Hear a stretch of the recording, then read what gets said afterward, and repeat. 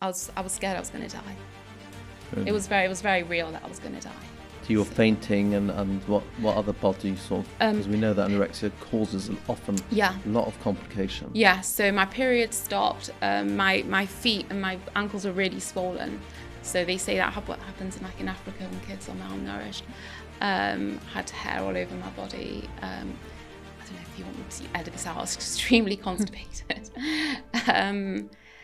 I was in a lot of pain as well. Like my brother said, he remembered me saying that I was just in pain even from lying because my bones were jutting out.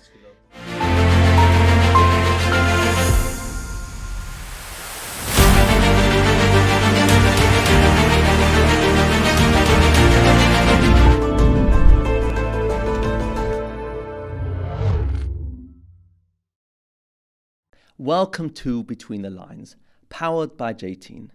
This podcast is going to be talking about all the things that are so important, and very often the issues and subjects we actually don't like discussing. We're going to talk about relationships, we're going to talk about mental health, we're going to talk about community and the pressures and struggles that so many of us have to contend with. This episode is going to be all about disordered eating, dieting, and those struggling with eating disorders. And we're going to talk about anorexia and all the other challenges around eating. Co-hosting today is BatSheva Netzer. BatSheva, welcome. Thank you so much. Thanks for having me. As a dieting and sports welfare, sports fashion guru, yes, that you are, I think you're the perfect co-host. But besides for that, and maybe more importantly, as someone who is very much involved with JTeen and helped many young people along the way deal with issues around eating and body image, I think you're the perfect co-host. Thank you so much. Thank you. Before we sort of welcome our very special guest, who's come all the way from the beautiful city of Manchester, I want to just read out a couple of messages so we just get a feel of, what type of issues are we going to be talking about in this episode. And these are messages that young people and teens have reached out to us at JTeen. Obviously, all identifying information has been changed. So this is from a young girl saying, "It started in year 8. I just wanted to feel better about myself, but now there's this voice in my head telling me when and what I'm allowed to eat. If I don't listen, I feel like a failure. I fainted after a fast last week. No one knows. I'm scared to stop. I'm scared not to." And I'll just read out one more. "No one gets it. It's not about being skinny. It's about having one thing in my life that I can control." Sarah Cohen, thank you very much for joining us. I think sort of knowing we've chatted already before, but I think you would really connect to some of the messages that I've just read out. You've gone through some of the darkness of what it's like struggling with an eating disorder. And I think it's so courageous of you to come on, but also enlightening for so many of us to just get a bit of an idea of what you went through and how parents and everyone really can sort of understand it more. Yeah, thank you. I feel really honoured and privileged to actually be here. So thank you so much for this opportunity. But yes, everything what you wrote, said from those cards really resonated with me. And, it's really real. It's not a fad or a trend. It's an illness, and it's people and myself really struggle with it. So this is it's amazing that you're doing this. This is the first time you've ever spoken about it, and that is by no means an easy feat. But if you take us back to sort of almost like when it first began, when did you first notice, what age were you when it sort of started noticing that this was not right? So I think when I was 14, I actually remember for my birthday, my friends made me a cake in the shape of an apple, because I think June time was probably when I first started to get into really healthy eating, and people started noticing it. And then I think it just went on a downward trajectory from there. started just by wanting to just lose a little bit of weight, feel better about myself. Got into fitness as well, and then I think over the summer holidays, that's when it went really bad, and it really progressed from there to the extent where I wasn't really eating much at all. So it was very quick, like it really Very went, quick. It wasn't like a slow, gradual. No, I would say probably from July, and then when I came back to school, that was when September time. That was I was really dangerously quite unwell. Can I just ask you, at the beginning, sure. did it start because you felt like you wanted to lose weight? When your friends noticed that obviously they noticed that you were into what you were eating and they made you the cake, the apple cake. Did you eat it, by the way? Do you remember? I probably didn't. Right. But did it start because you felt that you had weight to lose? I don't think I had weight to lose. Right. I think I was always very slim, and I was definitely not overweight. I think I just wanted to fit in and look better. I definitely was quite a geeky girl, had glasses, frizzy hair, and I think I just wanted to be part of the cool crowd and just. I think as well, pressures, just social pressures. Right. And I think what I found really interesting, because we had a little chat earlier, when you said at that time you didn't even understand or know of the concept called anorexia. Yeah. So it was almost like you weren't choosing this. No, I wasn't. And then when I went back to school and people were throwing the word anorexia at me, did I tell you this? Me and my friend in the science lab actually took out our dictionary to look at what does anorexia mean, and I was like, oh yeah, I've got that. So it definitely wasn't planned. It wasn't an attention-seeking thing, or I didn't know what was happening to me. Wow. Well, so at what point does anyone start getting worried? At this stage, are people starting to say things, or it's just a joke that you've got anorexia? No, so at school, people were very, very concerned just because physically I looked very, very unwell, and I was falling asleep in class. I had no energy, and then I had also physical symptoms as well, and then I looked very, very, very unwell. Mm-hmm. So if that summer was kind of transformational for you in terms of, the anorexia progressing, did your family notice? Because presumably you were amongst them. Yeah. I mean, clearly when you went back to school, everyone got a bit of a surprise because it had been a while. But did your family notice what was going on? Yeah. So my family did notice, and they tried to take me to the GP. I ran away from the GP. Wow. I just didn't engage. So my family did try, right? But I wasn't interested in getting help. I was terrified of getting help. I didn't want the help. I was just very in a tunnel. I just wanted to just carry on losing weight, and I didn't. Teachers tried to speak to my parents. I thought I was superhuman. I didn't believe I needed to eat. Right. So yeah. Wow. And were you feeling in a certain way? Were you feeling good at the time that you had lost the weight? Did you feel that you were fitting in more? So it's really interesting because, on the one hand, you've got the voice that's saying, you're doing so well, you're losing weight, but then you've got the other voice that's telling you you're never, you're not, you need to lose more, and it's the negative. But also, when you're fasting, you're feeling irritable. So the lack of food in itself, I was very down and I was very depressed. I was quite socially isolated as well, had no energy. So it was dark. It was pretty dark, and I think deep down I knew I was very unwell, and I didn't believe I was going to get better. So I think that scared me as well. And as I got more and more unwell, I got probably more and more depressed. So I know I wasn't feeling good at all. Mm-hmm. If we go like a bit earlier, the fact that you wanted to fit in, was that because you felt that you weren't fitting in? Yeah, I felt I had a friendship breakup, which I think was quite significant. She was like my best friend. She was everything. And once that relationship broke down, it took me a while to find my group of friends, which I did eventually find. They were absolutely incredible, and they were part of my recovery journey. I thought I'd get approval from my parents, from society, and just I feel like, I didn't feel like I knew who I was, or I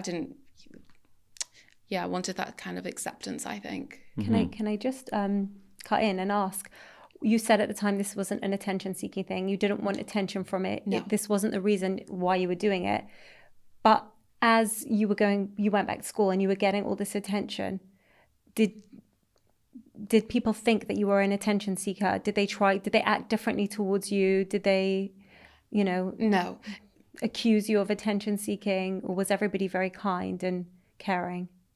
I think everybody was really kind and caring, and I think one of the dangers of anorexia is how secretive it is. Right. So I would try and hide the fact that I was anorexic, with baggy clothes, and you weren't telling people. I wasn't telling. I was like, I ate. Oh, right. I didn't know. No. Right. I was telling people, I ate breakfast this morning. I'm going to eat lunch later. Right. It was very, very hidden. I tried to hide the fact that I was, and people were like, oh, you've lost so much weight. I was like, really? I was quite surprised. And the friendship breakup that you went through, did she notice anything? Did she say anything to you? Did it kind of bring that friendship back together again? No, I think the friendship breakup happened about 2 years prior to the eating disorder. So, you were past it. It was past. And I already built up 5 amazing friends who are all really supportive and amazing. Kind. Yeah. Okay, so you're in school. Everyone's starting to get sort of quite worried. What happens next? The form teacher tried to speak to me multiple occasions. She tried to give me the analogy of a car, like if a car needs fuel for petrol, to work, but you can't logic with you can't. People tried. I just wasn't interested, and eventually school decided that I couldn't go back because I was too unwell. Mm-hmm. So I was grounded at home, and I kind of accepted at that point I was really unwell, just because I don't think I even told my parents this. I would just pass out. Really? So I think I knew I was quite worried. How frustrated were your parents having you home? Like, was it really difficult for you at home? It was really difficult, but I wasn't at home for a long period of time because I was sent to hospital. Wow. I went to hospital, yeah. So I wasn't, I'd say over maybe from Rosh Hashanah till probably, I think I went to hospital the day after Sukkot. Were you forced into going to hospital? I was seen as an outpatient, and they said if you continue to lose weight, you'll have to come into hospital, and I continued to lose weight. So, but at that point, I knew that I needed to go because I was scared I was going to die. Really? It was very real that I was going to die. So you were fainting, and what other body sort of, because we know that anorexia causes often a lot of complications. Yeah, so my period stopped. My feet and my ankles were really swollen. So they say that what happens in Africa when kids are malnourished. Had hair all over my body. I don't know if you want me to edit this out. I was extremely constipated. I was in a lot of pain as well. Like my brother said, he remembered me saying that I was just in pain even from lying because my bones were jetting. Yes, it's like out. Muscular dystrophy. Yeah. Your family must have been so worried. About you at the time. Yeah. Did you get that approval that you were looking for? You said it. One of the triggers was also you wanted to have the approval from family and the approval from friends. Did anybody give that to you at any point that kept you going? Like at the beginning when people say, oh, wow, you've lost so much weight. The thing is I didn't actually need to lose weight. Right. So it wasn't like, oh, you look so much better. It was more of a like, oh, you've gone so thin. Right. Because I was really slim at the time. Wow. So it wasn't necessary. So I did, I don't think I don't think it. I think I'm more of not a disappointment, but more worry and concerned. Because we often see, let's say, when it comes to anorexia, that you've talked about wanting to fit in, but so often we tend to just look at, it's about attention.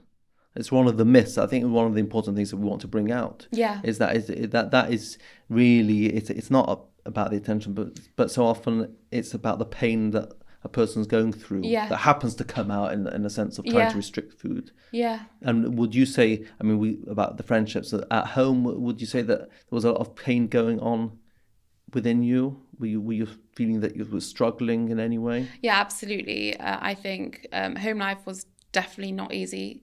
My parents, though, when I was unwell, did everything that they could to help, but I definitely didn't feel like I knew my place at home or in the community. And I think low self-esteem as well. I think I struggled academically in school, so I didn't feel like I was good at anything. And I thought, this is one thing that maybe I could be really good at. I could have that control, and and I think the anorexia gave me this almost superhuman feeling that I don't need to eat. I'm better than anybody else. You can achieve something. Yeah, felt superior. I think that's what I'd say. I felt kind of superior to anyone else. And then that makes so much more sense. How long does that feeling of like feeling superior last, or is that continuous? Continuous. Wow. Yeah. So you're in hospital. Yeah. But not as an inpatient at the beginning, or straight away as an inpatient? Seen as an outpatient. Had an incredible psychiatrist. I used to go once or twice a week to get weighed and, see where I was. But yeah, they made it very clear if I continued to lose weight, I'd have to go in as an inpatient. So I got a bed in Fairfield Hospital at the time, which was just a regular ward, regular children's hospital, until they found me a bed in a children's psychiatric unit. Did you try in that period to make yourself eat more, have more food, have more nutrition? Was there any part of you that could manage that whilst they were kind of warning you that you'd have to be an inpatient if you didn't?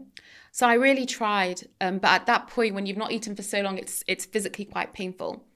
So even the swallowing, like the yogurt, it was just so painful because I wasn't used to eating. So I'd eat, but then that would be struggle, so I'd stop eating.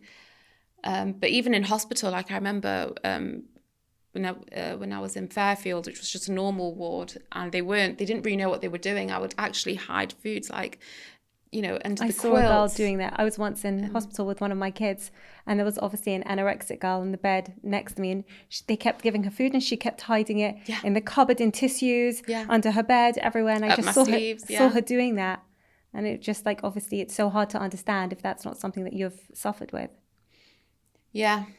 So, but it makes it a bit easier to understand, because if you know that it's about the pain, and if, like Sarah saying that she felt superior and it boosted your self-esteem in a certain way, then you're not going to do anything that's going to try and heal the eating problem, because that's going to take away your good feelings. And the anorexia almost becomes like your best friend, and it, sometimes it will tell you really nice things, that you're doing so well, and you're going to look so much better, and it kind of promises you all these things, that your life's going to get so much better and it's going to solve all your problems. So to kind of fight that and let go of that, it's a major thing. And also at that point, you're probably beyond the point of hunger anyway. If eating food is actually painful at that point, there's nothing to really push you to eat. But actually, I love food, which is, right.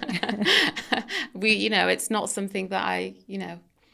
So you must have missed it at that point. Oh yeah. Right. Yeah. It's a lot of suffering. Yeah. It's not really about the food though, is it? It's about everything that comes, all the control. Yeah. What's that mean when you say the control?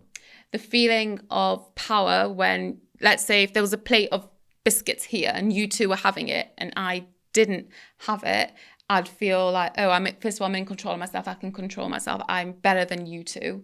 I can do that. And then it's also the anxiety that comes after it. And so if I did eat the biscuit, what the anorexia would do would kind of punish you and, tell you all these things. Like negative thoughts.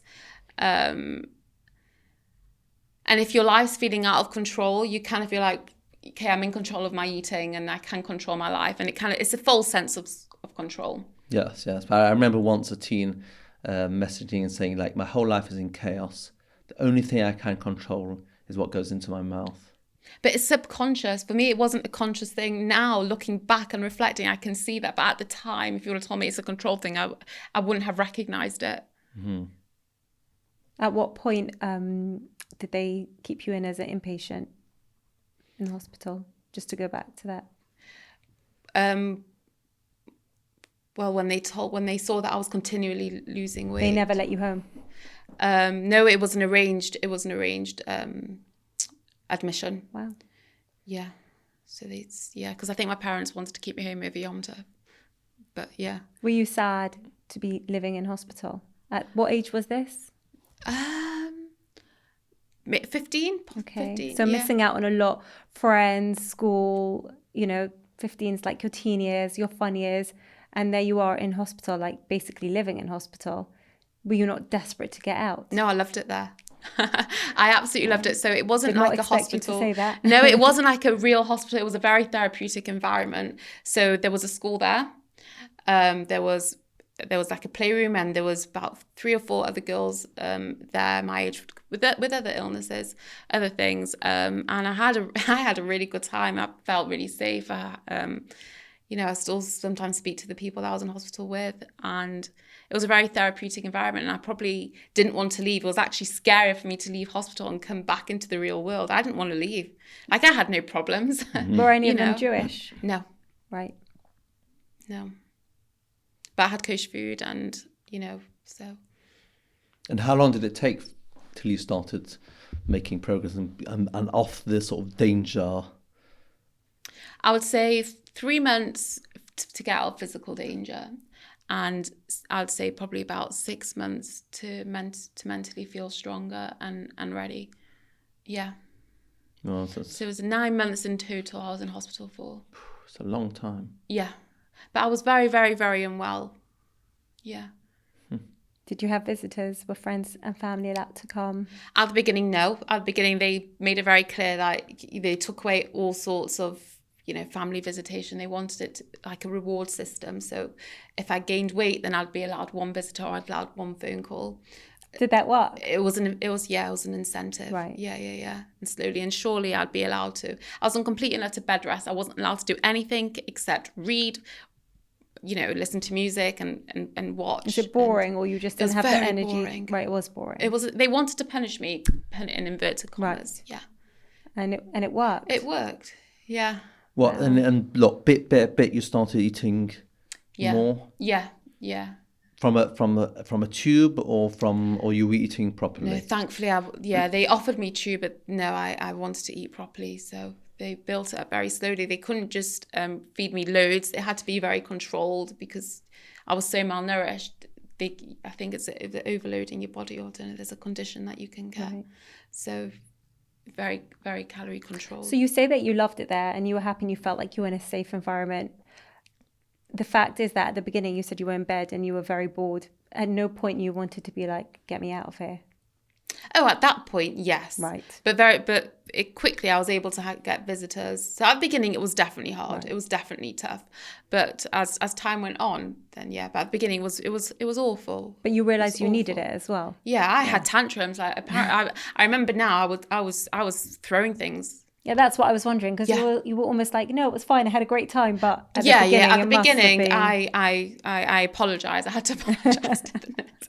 I did not want to be there. I'm sure you weren't the first, nor the last. Well, that the problem is that when somebody's literally starving, you don't have the sort of cognitive ability to work through things logically and to think about your behaviour. You're just you're not really you. No, I wasn't. No. And amongst the other people who were there, were you good influences on each other, or could it have been, giving you bad ideas? When I say bad, I mean just like putting in your mind thoughts that you had never thought that were probably their issues and not necessarily yours? They were very, they were all really supportive, and they were all really kind, and they were all amazing. Yeah. Can that be a problem, Yaakov, when like people go into kind of a rehab situation? It's definitely sometimes a problem like within the community, because you had your kosher food, but often people are a bit worried about the food and who their children are going to end up.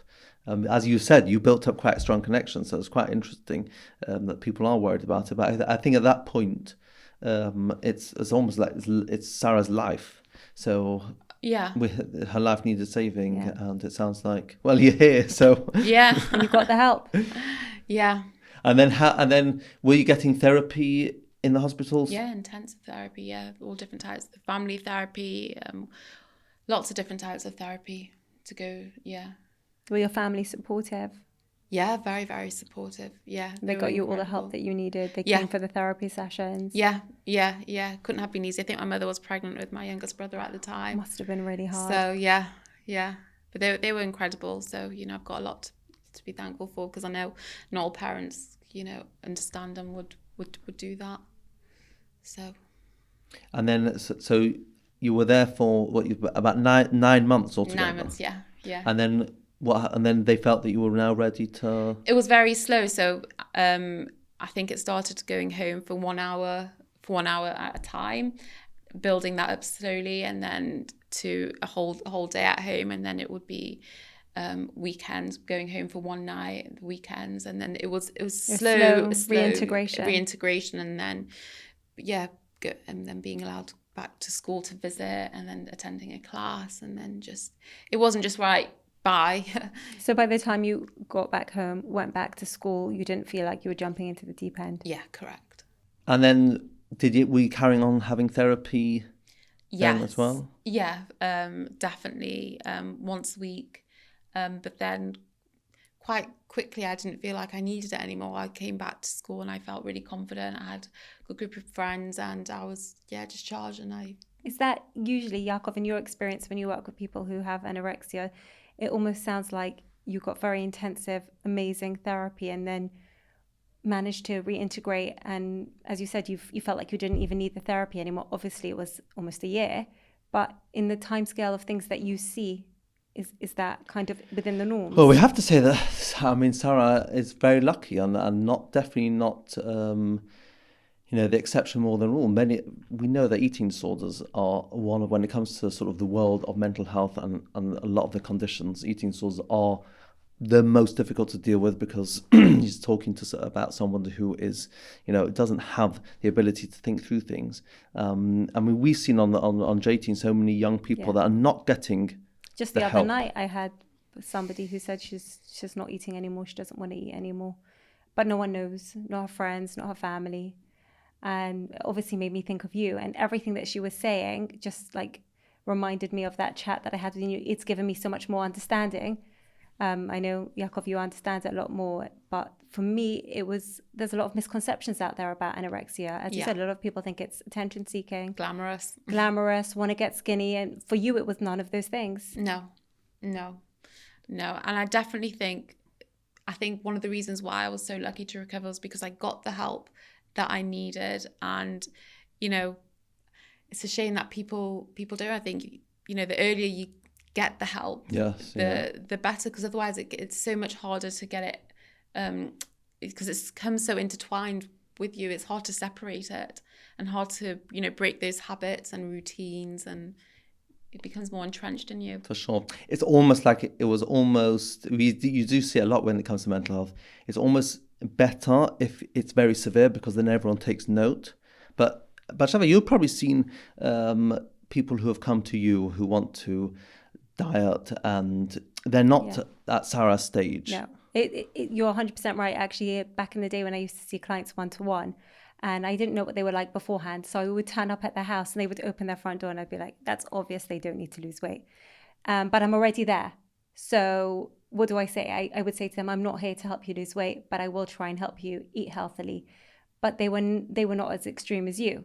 So as Yaakov says, it's just really something that they live with, but it's not life-threatening for them, I guess, though. But it's quite a very, very thin line between somebody who wants to lose weight and cares about themselves, and then you take it too far, and before you know it, look at like Sarah, your self-esteem. Everyone feels very good. You go onto the scales and you've lost the weight, you feel better about yourself. I'm somebody who's looking after myself, and I'm in control, sort of thing.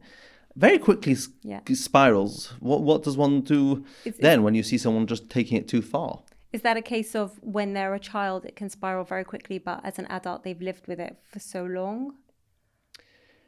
Well, there's probably loads of people that are maybe not, they wouldn't get diagnosis as struggling with anorexia like Sarah, but Loads of, I mean, the truth is, I think we all go through times when we go to a restaurant and we have this whole battle. Are we going to go for the healthy or we're not going to do? I'm going to have the same voice. It might not be Sarah's voice. When I was on my course, the first thing the lecturer said to us was, she's like, everybody that's in this room, you all think about food too much. So I'll tell you that straight away. No one should be this interested. So I think, a lot of us have that voice in our head. And in your case, it overtook everything. But would you say that you still struggle on a day-to-day basis today? Well, not to that extreme. I definitely think, I like to think that I'm recovered, but you have good days and bad days, and sometimes, it's there, but I know how to manage it. I know how to control it. Or from your therapy. Yeah. Yeah, and my own experience. Yeah. I don't want to go back to that place. What's a bad day? What is a bad day? A bad day. In what sense? In what? Like when you say there's good days and bad days, is that bad days as you just not feeling good, or bad days as the anorexic voice is louder? Yeah, the anorexic voice can be louder. So what will it say? For example, this afternoon I went to Soyo and I was like, there's so many nice things. What should I have? And I'm like, and it's sometimes you could, so it's like, you should go for the safer option, the healthier option. But I was like, no, I don't often come to Soyo. I don't often come to London. So I got what I wanted. And then do you have the voice afterwards saying, still, like, why did you do it? The guilt. Do you have the guilt after? Sometimes I do, sometimes I don't. So that's what I'm saying. Sometimes I have good days, sometimes I have bad days. But I think that's really hard then, because a lot of people who don't have eating disorders would feel the same. They're in a restaurant. Should I go for the healthy option? Should I go for the not healthy option? So it could just be like what you're feeling is completely normal as well. I know, but I know that it can spiral, and I don't want to, Does something trigger a bad day? Do you have a bad day and then it becomes a bad day with food? Or not necessarily? Not necessarily. I think it can just be like a build-up of things. I know I made a complete and utter recovery for many, many years. And then unfortunately, my sister, she got diagnosed with cancer. And I think that's when I probably maybe relapsed a little bit. Definitely not to that extreme. But when then just behaviours. Right. Behaviours and things. Yeah. When you saw that happening, did you go for extra help straight away? I didn't realize until it was quite late, but I definitely I got help and I got therapy. So I think it with me it's not it's kind of slowly, and one thought leads to another and one behavior leads to another, and you can see that yourself, and you've got a lot of like insight, and that's probably from the years of you working yourself and getting therapy, so you're really like aware of it. It's not like I've had a bad day so I'm not going to eat my supper, or I'm not going to eat that. It'll be more of a like behaviors and habits, and little things will suddenly. But it's hard. Like, how do you manage BatSheva with like some of the people that you'll see and we know like so many people are like all or nothing, and the all or nothing clients are definitely the hardest clients. When they're in it, when they start, they're 100%, and they, as I say, it's a healthy eating plan and everything's within the government guidelines, etc. But the second that they go off course and we have real life, it's going to happen. It just throws them to the other extreme, and it's not just like knowing, okay, I've had that, I can draw a line under it and move on. And so it's in a completely. I'm not treating any of my clients as if they have anorexia, because I'm not qualified for that. So it's not an area that I really have experience in. To hear how with you, it's not just a switch that you've made a bad choice. It's a gradual build up. It's subconscious, and I don't even realize it's happening, because I think it's so clever. It's so hidden that it's very much, I don't know, like it just, suddenly it's like 6 months later, I'm like, it creeps up on you. Like how did that even happen? You didn't even notice. And there's also like, we've spoken a lot about anorexia, but there's also something that BatSheva, you'll have definitely seen this a lot when it comes to orthorexia, which wasn't really spoken about up in about 10 years ago. But it's like swapping an addiction for a healthy addiction. Well, we're just bombarded with like so much health stuff. Over-exercise, right? Over-exercise, but also, I mean, I remember clean the first time. It's clean eating. The faddy eating. Yeah, people will have, let's say, digestive problems or these types of things. They'll be told you go on a certain diet, you must cut out gluten and wheat I and just this had and someone that. the other day, she's like, well, I've switched all my wheat is now spelt, and so isn't that so much better? So I said, well, it's better if you have a gluten intolerance. If you don't have a gluten intolerance, it doesn't really make a difference. But people are so bombarded by fads that, like, we have to cut, or I have to, in my case, when I'm guiding clients, I have to cut through the fads and work out what is a fad and what isn't a fad.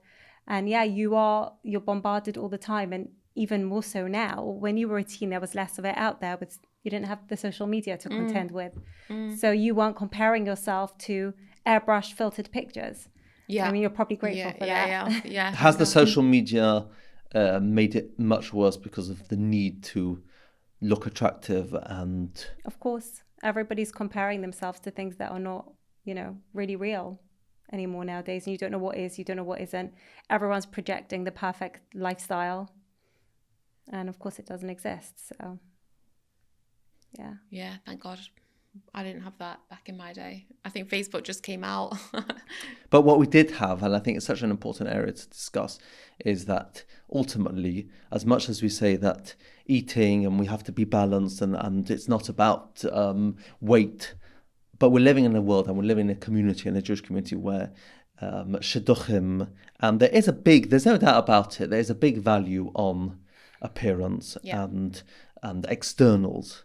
So it's very hard to sort of say, oh, it does, it's about the inside, because ultimately, living in a community, it's not about the inside always. I'd love to hear from both of you. Like, how do we balance that? I think we just have to take the approach that we have to look after ourselves and have healthy mindsets about food, and it's something that we'll all struggle with at some point.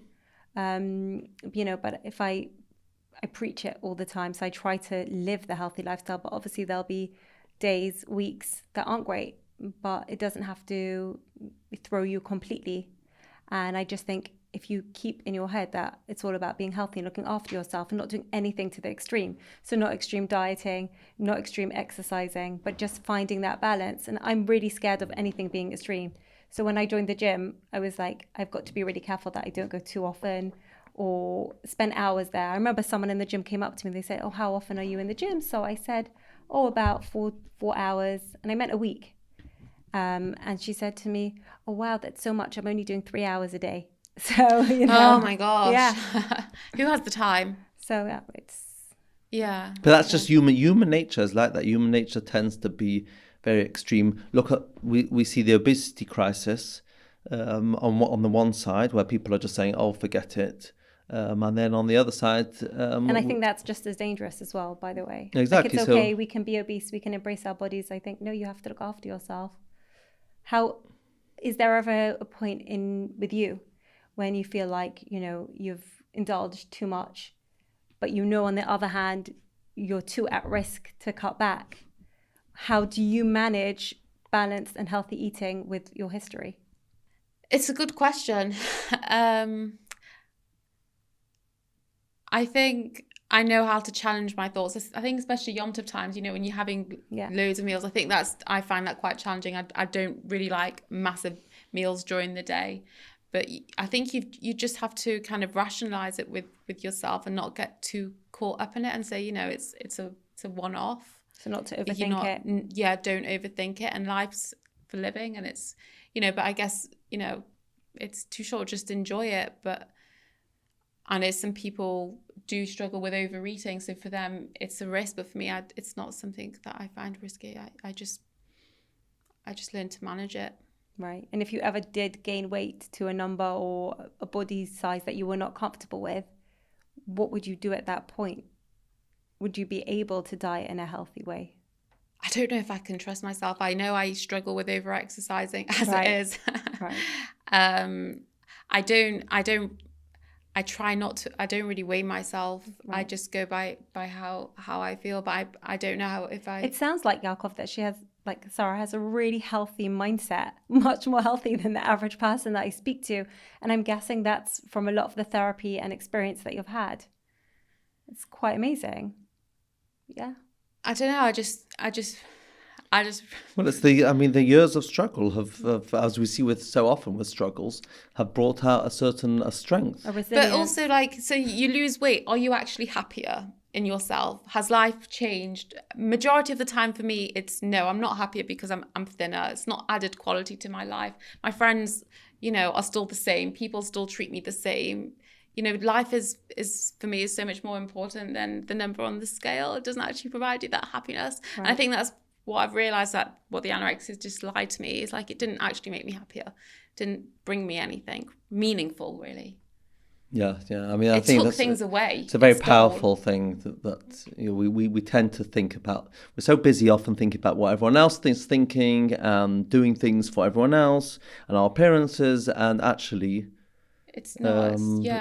I think I probably only found true happiness when I found things that actually I was good at, and And you enjoy the exercise, the endorphins that it gives you.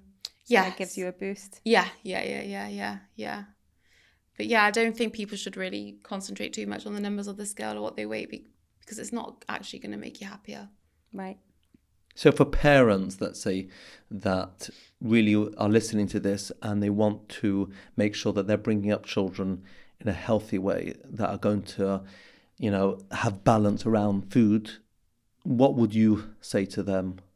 Show your children a lot of unconditional love. Actively tell them that you love them no matter what they look like. Just engage with them and find things that the children really enjoy, and I would just also lead by example. I wouldn't maybe even talk to the child about food unless the child wants to, but just lead by example. I had that with my kids. I never really wanted them to know what I did, because I don't want them to be fixate on food. Yeah. Unfortunately, during COVID, my daughter heard me talking a lot about food and heard people telling me what they ate all the time, because I was working online and she was home. And I saw that it brought out, negative habits in her, that she felt like she had to tell me everything she had eaten all day that day. So I think it's really like not talking about it too much at home, and parents themselves not fixating in it, because the things that you say, the things that you eat, your kids are watching you and you don't even realize it. There's even comments that people will say, oh, look, she or he's lost so much weight, and they look marvelous and fantastic. And even that is just like emphasizing. Exactly. It can be quite triggering as well. Yeah. But on the flip side, what if somebody really is obese and they really did need to lose the weight?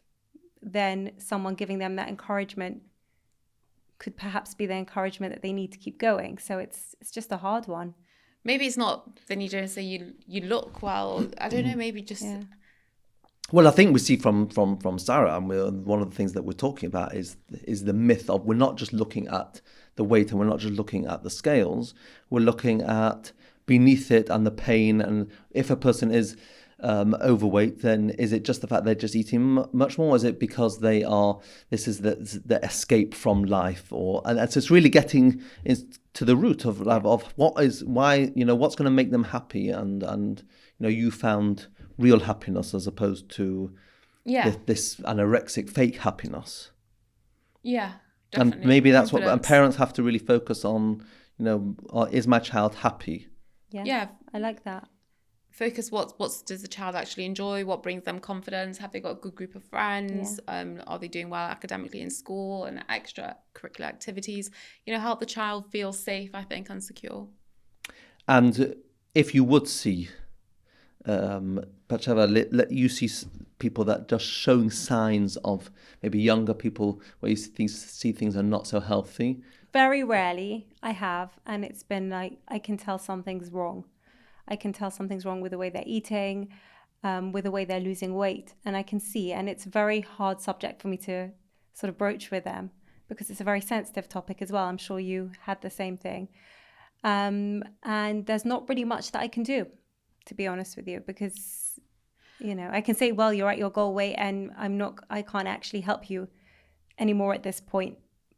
And that's that, and offer them like a healthy eating plan. But I can't stay with them to help them lose more weight if they're already reaching dangerous lows. I'm just really surprised that people are actually coming and telling you they're struggling with their eating, because it's not something that I would have done. I would never have called a helpline or reached out. I would have kept it so really hidden and secretive. So I think it's a positive thing that that's people with JTeen. People are reaching out more and more, I think. We are seeing it, which I'm happy that people are reaching out, but at the same time it's concerning because we see that this is a really big problem. I always worry that however many people are reaching out, as you say, there's still loads of people that are not going to reach out because they're worried or they think it's okay.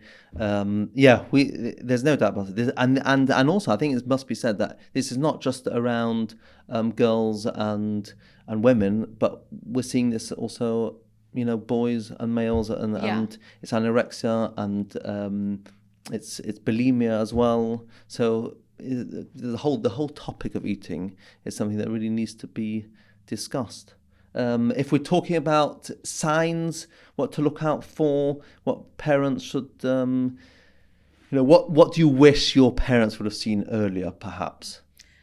Probably lying about food. Like if your child's constantly telling you I've eaten before or I'm going to eat later, I would say hiding your body in bigger clothes, becoming more introverted. Having weird rules around food, seeing, your child cutting food groups out. And obviously if your child's losing weight. What should a parent do in that case? So you see your child going in that direction and you see these warning signs. What would have been helpful earlier on for you?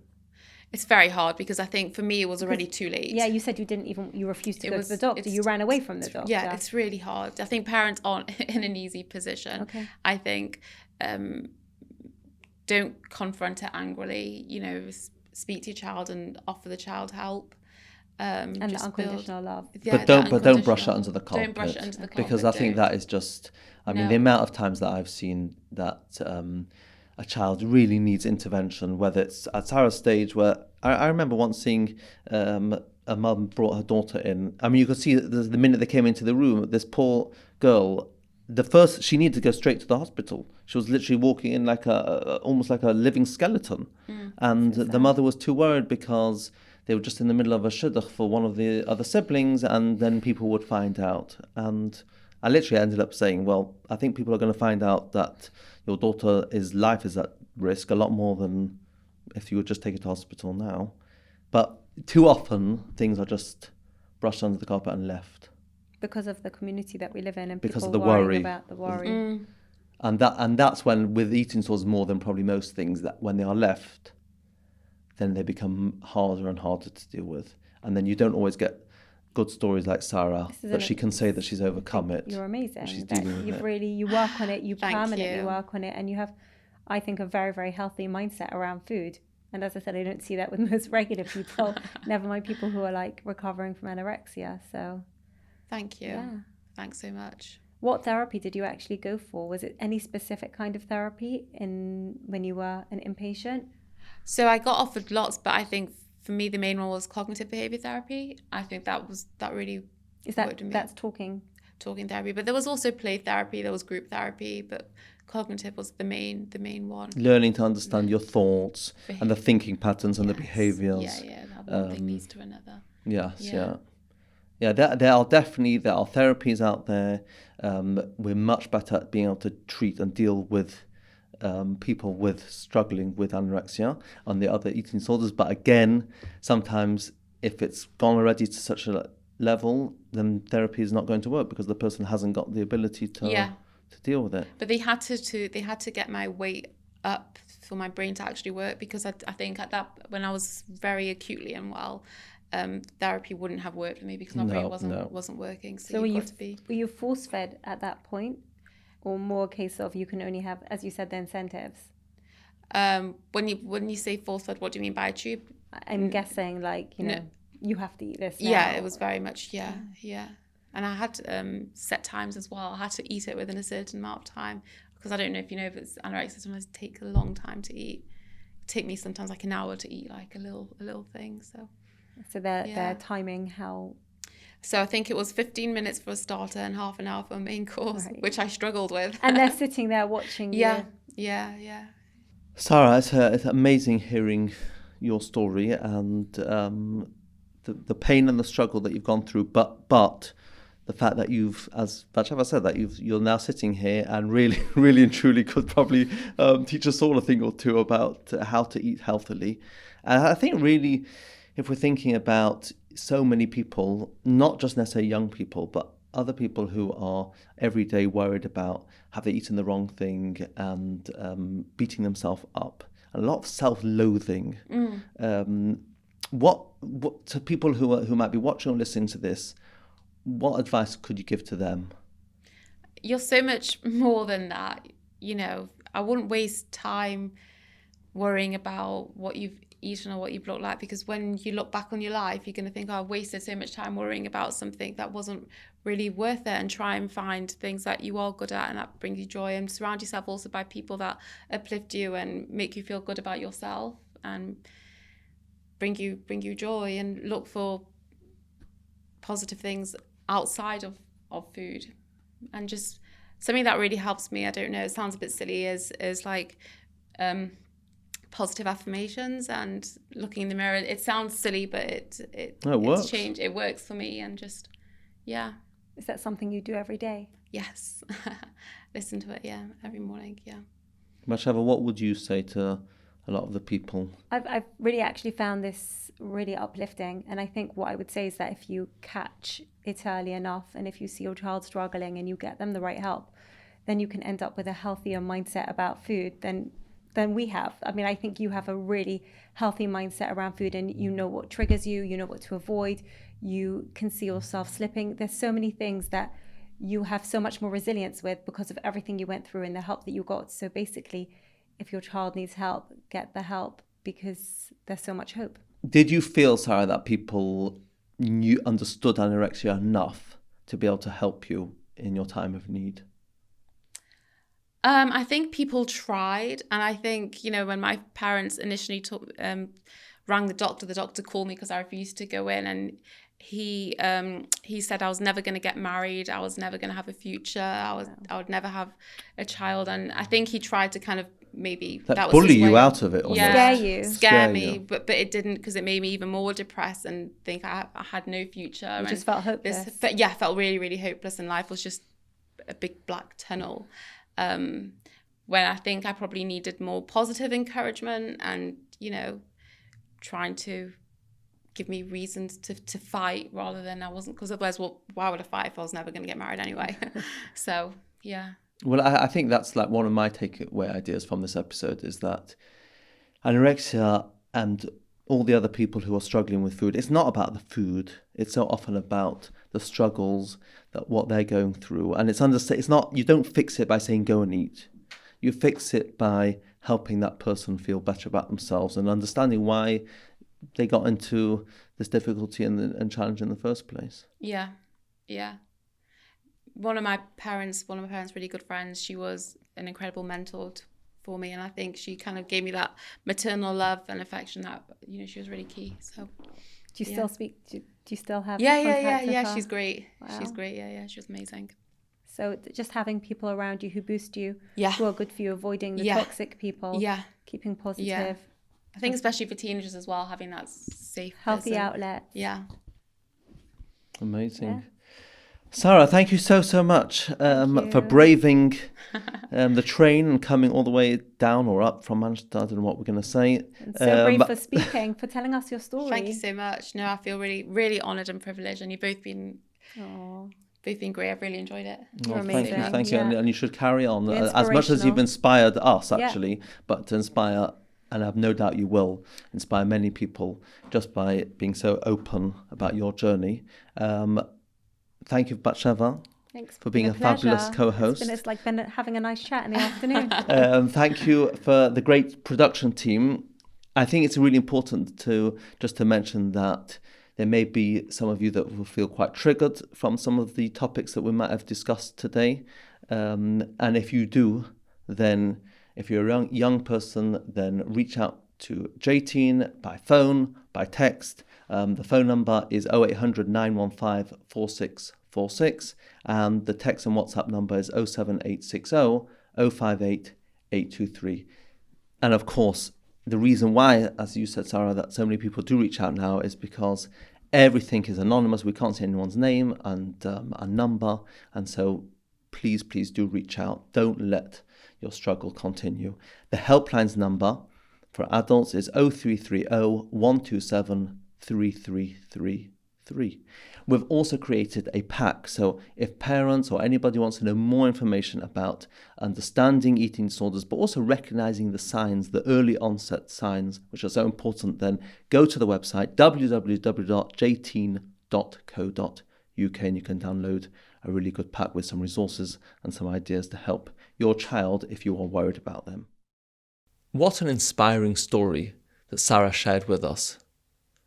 And what a success that she's now a mum and she's very much able to now move on with her life. We have to realise though that when it comes to eating disorders, Sarah is definitely one of the lucky ones. They are some of the hardest conditions to treat. And therefore, as a parent, or if you yourself are struggling, don't wait.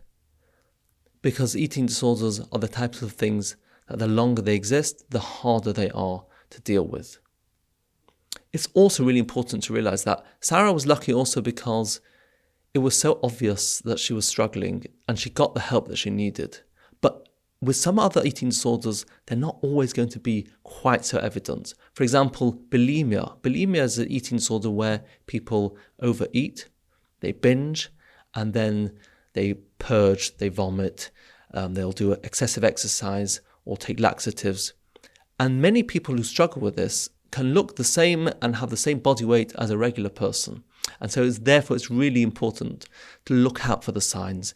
If you are concerned, if you think somebody is maybe just being a bit too healthy, we spoke about anorexia, and is taking their health and their eating to a level that is not normal and is not actually healthy, then definitely reach out. Thank you so much.